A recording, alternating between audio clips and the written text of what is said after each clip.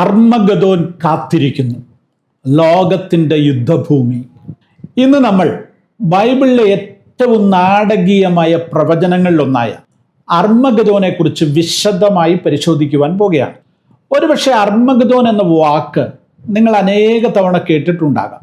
യേശുക്രിസ്തുവിൻ്റെ രണ്ടാം വരവിൽ പ്രത്യാശയോടെ കാത്തിരിക്കുന്ന ബൈബിൾ വിശ്വസിക്കുന്ന എല്ലാവരും തന്നെ അർമ്മഗദോൻ യുദ്ധത്തെക്കുറിച്ച് പ്രസംഗത്തിലൂടെയോ വായനയിലൂടെയോ അറിഞ്ഞിട്ടുണ്ടാകാം. ക്രിസ്ത്യാനികളല്ലാത്തവരെ സംബന്ധിച്ചിടത്തോളം ഹോളിവുഡ് സിനിമകൾ ഇഷ്ടപ്പെടുന്നവരാണെങ്കിൽ അർമ്മഗദോൻ എന്ന സിനിമ നിങ്ങൾ കണ്ടിട്ടുണ്ടാവും. ലോകാവസാന ദുരന്തത്തിൻ്റെയും അന്തിമ യുദ്ധത്തിൻ്റെയും പ്രതീകമായി ഈ വാക്കിനെ മാറ്റിയത് അർമ്മഗദോൻ എന്ന സിനിമയാണ്. അടിസ്ഥാന കാര്യങ്ങളിൽ നിന്ന് തന്നെ നമുക്ക് തുടങ്ങാം. അർമ്മഗദോൻ എന്ന വാക്ക് ഹീബ്രു ഭാഷയിലെ ഹർ മെഗിദോ അഥവാ മെഗിദോ പർവ്വതം എന്നതിൽ നിന്നാണ് വരുന്നത്.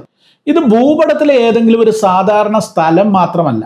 വടക്കൻ ഇസ്രായേലിലെ ഫലഭൂയിഷ്ടമായ ജസ്രീൽ താഴ്വരയുടെ തെക്ക് പടിഞ്ഞാറൻ അതിർത്തിയിൽ സ്ഥിതി ചെയ്യുന്ന ഒരു പുരാതന കോട്ട നഗരമാണ് മെഗിദോ. മേഖലയുടെ ഭൂമിശാസ്ത്രപരമായ സ്ഥാനം മെഗിദോയെ വെറും ഒരു വാസസ്ഥലം എന്നതിലുപരി പുരാതന ലോകത്തിലെ ഏറ്റവും നിർണായകമായ തന്ത്രപ്രധാനമായ കേന്ദ്രങ്ങളിലൊന്നാക്കി മാറ്റി. പുരാതന ലോകത്തിലെ ഏറ്റവും പ്രധാനപ്പെട്ട വ്യാപാര സൈനിക പാതയായിരുന്ന വിയ മാരീസിൻ്റെ ഒരു സുപ്രധാന ശാഖയ്ക്ക് മുകളിലാണ് ഇതിൻ്റെ സ്ഥാനം. അതുകൊണ്ട് തന്നെ മെഗിദോയുടെ നിയന്ത്രണാവകാശമുള്ളവർക്ക് വിയ മാരീസിലൂടെയുള്ള വ്യാപാരത്തെയും സൈനിക നീക്കങ്ങളെയും ഫലപ്രദമായി നിയന്ത്രിക്കാൻ അക്കാലങ്ങളിൽ കഴിഞ്ഞിരുന്നു. പുരാവസ്തു ഗവേഷണങ്ങൾ അനുസരിച്ച് ഒന്നിനു മുകളിൽ മറ്റൊന്നായി നിർമ്മിക്കപ്പെട്ട ഏകദേശം 20 നഗരങ്ങളുടെ പാളികൾ ഈ പ്രദേശത്തുനിന്ന് കണ്ടെത്തിയിട്ടുണ്ട്. ഈജിപ്ഷ്യന്മാർ, കനാന്യർ, ഇസ്രായേല്യർ, അസീറിയക്കാർ, പേർഷ്യക്കാർ ഇങ്ങനെ പല സാമ്രാജ്യങ്ങളുടെ ഭരണത്തിൽ ഈ പ്രദേശം നിലനിന്നിരുന്നു എന്നതിന് തെളിവുകളും ലഭിച്ചിട്ടുണ്ട്. ഇനി മെഗിദോയുമായി ബന്ധപ്പെട്ട യുദ്ധങ്ങളെക്കുറിച്ചൊന്ന് നോക്കാം. നിങ്ങൾക്കറിയാമോ, 4000 വർഷങ്ങൾക്കിടയിൽ 30-ലധികം വലിയ യുദ്ധങ്ങൾക്ക് മെഗിദോ താഴ്വര സാക്ഷ്യം വഹിച്ചിട്ടുണ്ട്. നമുക്ക് ഈ പ്രദേശത്തെ വേണമെങ്കിൽ യുദ്ധങ്ങളുടെ താഴ്വരയെന്ന് തന്നെ വിളിക്കാം. അവയിൽ ലോകത്തിന്റെ ചരിത്രഗതിയെ തന്നെ മാറ്റിമറിച്ച 3 പ്രധാന പോരാട്ടങ്ങളുണ്ട്. ഒന്ന്, കാലം BC 1469. ഈജിപ്തിലെ ഫറവോൻ തുത്മോസ് മൂന്നാമന്റെ നേതൃത്വത്തിലുള്ള സൈന്യവും കാദേശിലെ രാജാവിന്റെ നേതൃത്വത്തിലുള്ള കനാന്യ സഖ്യസേനയും തമ്മിലായിരുന്നു ആദ്യത്തെ ഈ യുദ്ധം. ചരിത്രത്തിൽ ആദ്യമായി വിശ്വസനീയമായ വിശദാംശങ്ങളോടെ രേഖപ്പെടുത്തപ്പെട്ട യുദ്ധമാണിത്. ഈ യുദ്ധം 7 മാസത്തോളമാണ് നീണ്ടു നിന്നത്. ശക്തമായൊരു ഉപരോധം ഒരുക്കി ഈജിപ്ഷ്യൻ സൈന്യം ഈ നഗരത്തെ കീഴടക്കുകയായിരുന്നു. 2, കാലം BC 609. ഇവിടെയും ഫറവോ തന്നെയാണ് ഒരു സ്ഥാനത്ത് നിൽക്കുന്നത്. ഫറവോ നെഖോ രണ്ടാമന്റെ നേതൃത്വത്തിലുള്ള ഈജിപ്ഷ്യൻ സൈന്യവും യഹൂദയിലെ രാജാവ് യോശിയാവിന്റെ സൈന്യവും തമ്മിലായിരുന്നു പോരാട്ടം. പുരാതന യഹൂദ ചരിത്രത്തിലെ നിർണായകമായ ഈ യുദ്ധത്തിൽ യഹൂദ രാജാവായ യോശിയാവ് കൊല്ലപ്പെട്ടു. ഈ യുദ്ധത്തിന് ശേഷം യഹൂദ ദേശം ഈജിപ്തിന്റെ ഒരു സാമന്ത രാജ്യമായി മാറി. ഈ കഥകളൊക്കെ 2 രാജാക്കന്മാരിലും 2 ദിനവൃത്താന്ത പുസ്തകത്തിലും ബൈബിളിൽ രേഖപ്പെടുത്തിയിട്ടുണ്ട്. മൂന്നാമത്തെ യുദ്ധം കാലം AD 1918, അതായത് കഴിഞ്ഞ നൂറ്റാണ്ട്. ഒന്നാം ലോക മഹായുദ്ധ കാലത്ത് മിഡിൽ ഈസ്റ്റിൽ നടന്ന ഏറ്റവും നിർണായകമായ യുദ്ധങ്ങളിലൊന്നാണ് 1918 മെഗിദോ യുദ്ധം. ജനറൽ എഡ്മണ്ട് അലൻബിയുടെ നേതൃത്വത്തിലുള്ള സഖ്യസേന, അതായത് ആ സഖ്യത്തിൽ ബ്രിട്ടൻ, ഓസ്ട്രേലിയ, ഇന്ത്യ തുടങ്ങിയ രാജ്യങ്ങളുടെ സൈനികർ ഉൾപ്പെടുന്നു. ഓട്ടോമൻ സാമ്രാജ്യത്തിനെതിരെയാണ് ഇവർ പോരാട്ടം നടത്തിയത്. ഓട്ടോമൻ സൈന്യത്തിൻ്റെ ഇവിടെ വെച്ചുണ്ടായ പരാജയം പിൽക്കാലത്ത് തുർക്കിയുടെ മിഡിൽ ഈസ്റ്റിലെ അന്തിമ പരാജയത്തിലേക്ക് അവരെ നയിച്ചു എന്നുള്ളതും ചരിത്രമാണ്.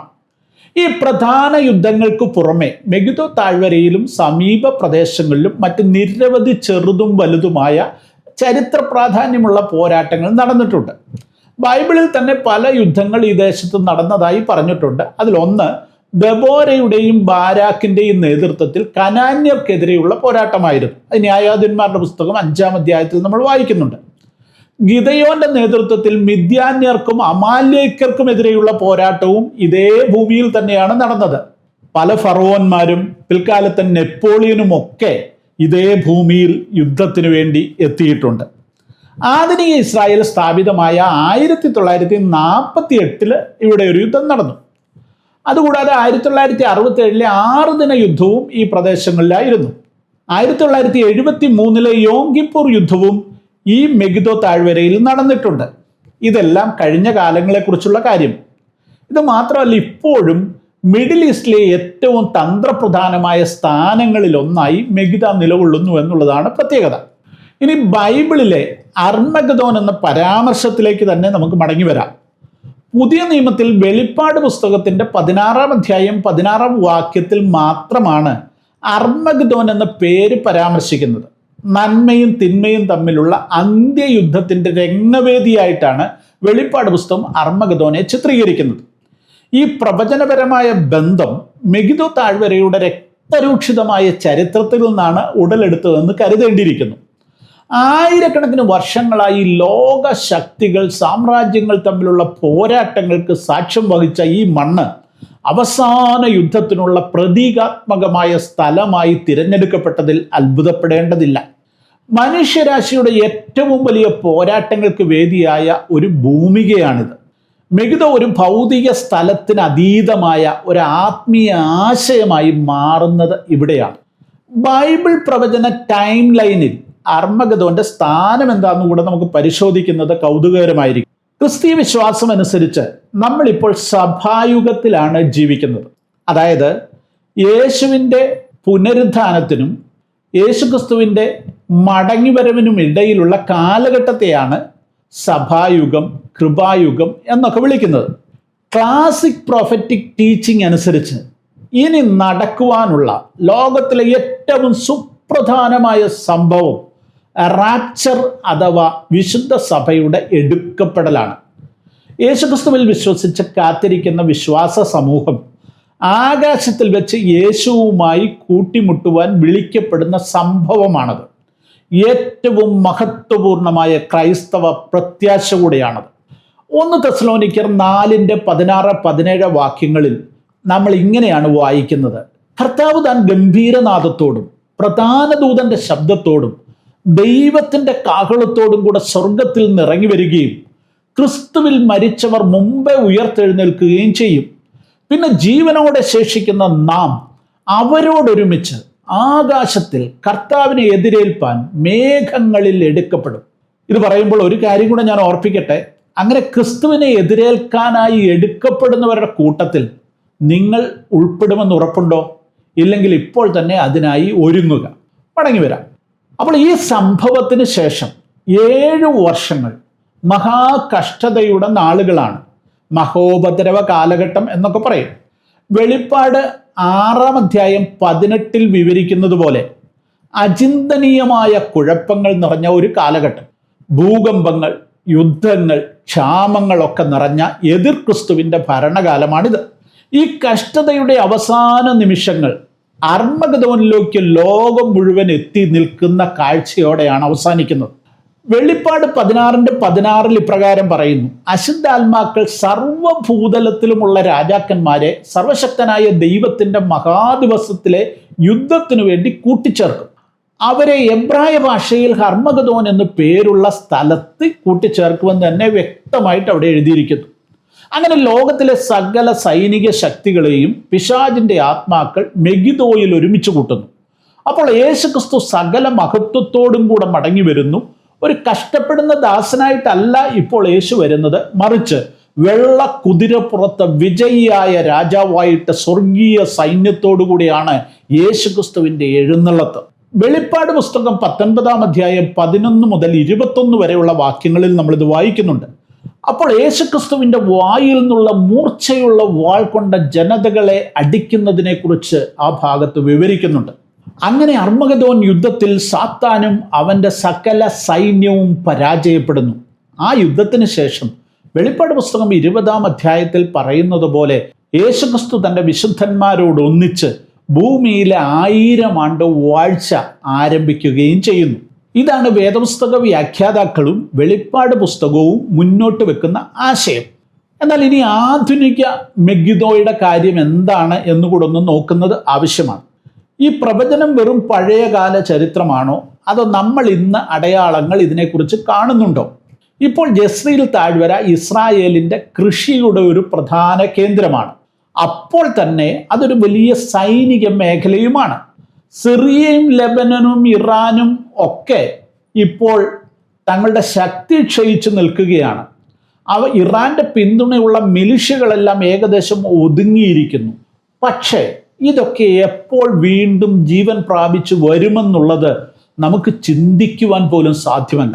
പുരാതന അവശിഷ്ടങ്ങളിൽ നിന്ന് ഏതാനും മീറ്ററുകൾ മാത്രം അകലെയുള്ള മെഗിദോ ജയിൽ അപകടകാരികളായ ധാരാളം സുരക്ഷാ തടവുകാരെ പാർപ്പിച്ചിരിക്കുന്ന ഇടങ്ങളിലൊന്നുമാണ്. ഇസ്രായേലിൻ്റെ നൂതനമായ മിസൈൽ പ്രതിരോധ സംവിധാനങ്ങളായ അയൺ ഡോമും ഡേവിഡ് സ്ലിങ്ങും റോക്കറ്റ് ആക്രമണങ്ങളിൽ നിന്ന് സംരക്ഷിക്കുവാൻ വേണ്ടി ഈ താഴ്വരയ്ക്ക് സമീപമെല്ലാം വിന്യസിച്ചിട്ടുമുണ്ട്. രസകരമായ മറ്റൊരു കാര്യമുണ്ട്. Valley of Armageddon solar field middle ഈസ്റ്റിലെ ഏറ്റവും വലിയ സൗരോർജ പദ്ധതിയാണ്. അന്തിമ യുദ്ധത്തിനായി പ്രവചിക്കപ്പെട്ട ഒരു സ്ഥലത്ത് ഇന്ന് ആധുനിക ഇസ്രായേലിന് ആവശ്യമായ വൈദ്യുതി ഉൽപ്പാദിപ്പിക്കുന്നു എന്നുള്ളതും പ്രത്യേകതയാണ്. ഇപ്പോൾ നടന്നുകൊണ്ടിരിക്കുന്ന സംഭവങ്ങൾ, അതായത് സിറിയയിൽ നടക്കുന്ന ആഭ്യന്തര യുദ്ധം, ഇസ്രായേലുമായി ബന്ധപ്പെട്ടുണ്ടായിരിക്കുന്ന ഹമാസുമായി ബന്ധപ്പെട്ട യുദ്ധങ്ങൾ, ഹിസ്ബുള്ളയെ തകർത്ത് കളഞ്ഞെങ്കിലും ഹിസ്ബുള്ളയുടെ സൈനികരും ആയുധങ്ങളുമൊക്കെ പല മേഖലകളിലുണ്ട്. ഇതെല്ലാം ഏത് നിമിഷവും ഒന്നിച്ചുകൂടി ഇസ്രായേലിനെതിരെ ഒരു മഹാസൈന്യമായി ലോകത്തിൻ്റെ മുഴുവൻ രാജ്യങ്ങളുടെയും പിന്തുണയോടുകൂടെ മുന്നോട്ട് വരുമെന്ന് ബൈബിൾ പ്രവചനത്തിൽ വിശ്വസിക്കുന്നവർ പലരും വിശ്വസിക്കുന്നു. പല പണ്ഡിതന്മാരും അങ്ങനെ പഠിപ്പിക്കുന്നു. വെളിപ്പാട് പുസ്തകം 16-ാം അധ്യായം 12-ാം വാക്യത്തിൽ യൂഫ്രട്ടീസ് നദി വറ്റുന്നതിനെ കുറിച്ചും കിഴക്ക് നിന്നുള്ള മഹാസൈന്യം ഇസ്രായേലിലേക്ക് മാർച്ച് ചെയ്യുവാൻ എത്തുന്നതിനെ കുറിച്ചും പറയുന്നുണ്ട്. വരൾച്ചയും അണക്കെട്ടുകളും കാരണം യൂഫ്രട്ടീസ് ഇപ്പോൾ തന്നെ ഏകദേശം വറ്റിക്കൊണ്ടിരിക്കുകയാണ്. ഇതൊരു സൂചനയാണെന്ന് കരുതാമെങ്കിൽ ലോകത്തിൽ അധികം താമസിക്കാതെ എന്തോ വലിയൊരു സംഭവം ഉണ്ടാകുവാൻ പോകുന്നു. അത് ഈ ജസ്രീൽ താഴ്വരയിലാണ്, മെഗിദോ താഴ്വരയിലാണ് എന്ന് കരുതിയാൽ അതിൽ അത്ഭുതപ്പെടേണ്ടതില്ല. എന്തായിരുന്നാലും ഈ മേഖലയിലെ ഇസ്രായേലിൻ്റെ സൈനിക സാന്നിധ്യം വളരെ ശക്തമാണ്. ഉദാഹരണത്തിന് 401-ാം ആംഡ് ബ്രിഗേഡ് മെഗിദോയ്ക്ക് സമീപം നിലയുറപ്പിച്ചിരിക്കുകയാണ്. ഇസ്രായേലിലെ ആയിരക്കണക്കിന് സൈനികർ ഒരു വെളിപ്പുറത്ത് മെഗിദോയിലേക്ക് എത്തുവാൻ തയ്യാറായി നിൽക്കുന്നു. IDF അങ്ങനെ ഒരുക്കി നിർത്തിയിരിക്കുന്നു എന്നാണ് വാർത്തകൾ പറയുന്നത്. യെഹെസ്കേൽ പ്രവചനം 38-ാം അധ്യായത്തിൽ ഇസ്രായേലിനെതിരായ ഒരു വലിയ വടക്കൻ ആക്രമണത്തെക്കുറിച്ച് പറയുന്നുണ്ട്. ഈ ആക്രമണത്തിൽ പ്രധാന ഭാഗത്ത് വരുന്നത് റഷ്യ ഉൾപ്പെടെയുള്ള ശത്രു രാജ്യങ്ങളുടെ വലിയൊരു കൂട്ടുകെട്ടായിരിക്കുമെന്ന് ബൈബിൾ പ്രവചന വ്യാഖ്യാതാക്കൾ വിശ്വസിക്കുന്നു. 38-ാം അധ്യായത്തിൻ്റെ 9-ാം വാക്യത്തിൽ ഇങ്ങനെയാണ് വായിക്കുന്നത്: ഒരു കൊടുങ്കാറ്റ് പോലെ നീ കയറി വരും, മേഘം പോലെ ദേശത്തെ മൂടും. അതൊരു അതിശക്തമായ സേനയുടെ ചിത്രമാണ് വരച്ചു കാണിക്കുന്നത്. ആധുനിക ടാങ്ക് വ്യൂഹം അല്ലെങ്കിൽ ഡ്രോൺ ആക്രമണം ഇതൊക്കെ ആയിരിക്കാം സൂചിപ്പിക്കുന്നത്. എന്തായിരുന്നാലും അർമഗദോൻ എന്ന വാക്കിന് ഇപ്പോൾ വലിയ പ്രസക്തി ഉണ്ടായിരിക്കുന്നു. ഹോളിവുഡ് ഈ വാക്കെടുത്ത് അതിനെ തന്നിഷ്ടം പോലെ ഉപയോഗിച്ചിട്ടുണ്ട്. അർമഗദോൻ എന്ന സിനിമയ്ക്ക് ബൈബിൾ പ്രവചനവുമായി യാതൊരു ബന്ധവുമില്ല. പക്ഷേ അത് ഈ വാക്കിനെ ഒരു ലോകാവസാന ദുരന്തത്തിൻ്റെ പ്രതീകമാക്കി മാറ്റി എന്നുള്ളതാണ് സത്യം. അതുപോലെ ലൈഫ് ബിഹൈൻഡ് എന്ന പരമ്പരയും ഈ അർമഗദോനെ പ്രസിദ്ധമാക്കുന്നതിൽ വലിയ പങ്കുവഹിച്ചിട്ടുണ്ട്. അടിസ്ഥാനപരമായി അർമഗദോൻ ഒന്നിച്ചുകൂടുന്ന തിന്മയുടെ ശക്തികളും ക്രിസ്തുവും തമ്മിലുള്ള നിർണായകമായ ഏറ്റുമുട്ടലാണ്. അതൊരു ഉൽക്കയോ ആണവ യുദ്ധമോ ഒന്നുമല്ല, മറിച്ച് ദൈവത്തിനെതിരായ സാത്താൻ്റെയും അവനാൽ പ്രചോദിതരായ മനുഷ്യരാശിയുടെയും അന്തിമ യുദ്ധമായി നമ്മൾ മനസ്സിലാക്കേണ്ടിയിരിക്കുന്നു. മത്തായി സുവിശേഷം 24:44 യേശു ഒരു മുന്നറിയിപ്പ് നൽകുന്നുണ്ട്. ആകയാൽ നിങ്ങളും ഒരുങ്ങിയിരിപ്പിൻ, നിങ്ങൾ വിചാരിക്കാത്ത നാഴികയിൽ മനുഷ്യപുത്രൻ വരും. അർമഗദോനെ കുറിച്ചുള്ള അറിവ് നമ്മെ ഭയപ്പെടുത്തി ഒളിച്ചിരിക്കാനോ തീയതികളെക്കുറിച്ച് വ്യാകുലപ്പെടാനോ ഒന്നും ഉള്ളതല്ല. ദൈവത്തിൻ്റെ നീതി ലോകത്ത് വെളിപ്പെടുമെന്നും പ്രത്യാശ ആവശ്യമുള്ള ലോകത്തോട് സുവിശേഷം പങ്കുവെച്ചുകൊണ്ട് നമ്മൾ ഒരുങ്ങി ജീവിക്കണമെന്നും ഇത് നമ്മെ ഓർപ്പിക്കുകയാണ് ചെയ്യുന്നത്. അതായത് അർമഗദോൻ നാളെയാണോ സംഭവിക്കുന്നത് അതോ 1000 വർഷം കഴിഞ്ഞാണോ എന്നുള്ളതല്ല വിഷയം. ബൈബിൾ വാഗ്ദാനം ചെയ്യുന്ന ഏറ്റവും പ്രധാനപ്പെട്ട കാര്യം യേശു ക്രിസ്തു മടങ്ങി വരുമെന്നുള്ളതാണ്. അവിടുന്ന് വരുമ്പോൾ തിന്മ അവസാനിക്കും, അവിടുത്തെ രാജ്യം എന്നേക്കും സ്ഥാപിക്കപ്പെടും. അർമഗദോനെ കുറിച്ചുള്ള ഈ അറിവുകൾ നിങ്ങൾക്ക് ലഭിച്ചല്ലോ. അക്ഷരാർത്ഥത്തിലുള്ള ഒരു യുദ്ധമാണ് അവിടെ സംഭവിക്കുന്നതെന്ന് നിങ്ങൾ വിശ്വസിക്കുന്നുണ്ടോ? അതോ വെറും പ്രതീകാത്മകമായ ചിന്തകൾ മാത്രമാണോ ഇത്? നിങ്ങൾ എന്ത് വിശ്വസിക്കുന്നു? നിങ്ങൾ വിശ്വസിക്കുന്നതുമായി ഞാൻ പറഞ്ഞ കാര്യങ്ങൾ ശരിയായി വരുന്നുണ്ടോ? ഈ വ്യാഖ്യാനങ്ങളെക്കുറിച്ചുള്ള നിങ്ങളുടെ അഭിപ്രായം എന്താണ്? താഴെ കമൻറ്റ് ബോക്സിൽ എഴുതുക.